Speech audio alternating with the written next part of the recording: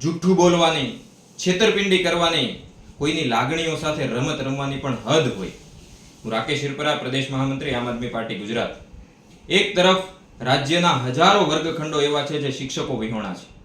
એક તરફ રાજ્યના હજારો યુવાનો એવા છે કે જે બીએડ, ટેટ, ટાટ તમામ લાયકાતોમાંથી પસાર થયા બાદ પણ રોજગાર વિહોણા છે, વર્ગખંડો વિહોણા છે.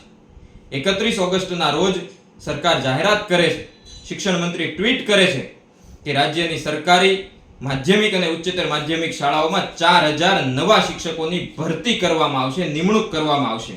અને 2 દિવસ પછી આજે સરકાર પરિપત્ર જાહેર કરે છે કે એ તો ભરતી નહીં, એ તો બદલીની વાત હતી. એટલે કે 4000 જે ઓલરેડી તંત્રમાં જે કામ કરી રહ્યા છે એ શિક્ષકોની બદલીની વાત છે. કેટલી નબળી માનસિકતા છે મિત્રો.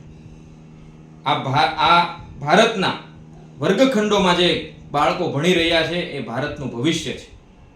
આ યુવાનો જે રોજગાર માટે તડપી રહ્યા છે, જે શિક્ષકો જે રોજગાર વિહોણા છે એ પણ ભારતનું ભવિષ્ય છે. ભારતના ભવિષ્ય સાથે ક્યાં સુધી આ શાસકો, આ નેતાઓ છે ચેડાઓ કરશે? આમ આદમી પાર્ટી ગુજરાતે છેલ્લા 5 વર્ષમાં અનેક વખત વિરોધ પ્રદર્શનો કર્યા છે, રજૂઆતો કરી છે, આંદોલનો કર્યા છે કે આ વર્ગખંડોમાં ખાલી શિક્ષકોની જગ્યાઓ ભરવામાં આવે અને આ યુવાનોને રોજગાર આપવામાં આવે.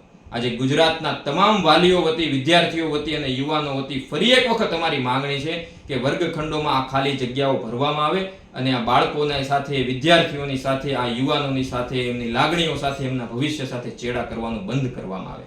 આભાર. વંદે માતરમ. જય જય ગરવી ગુજરાત.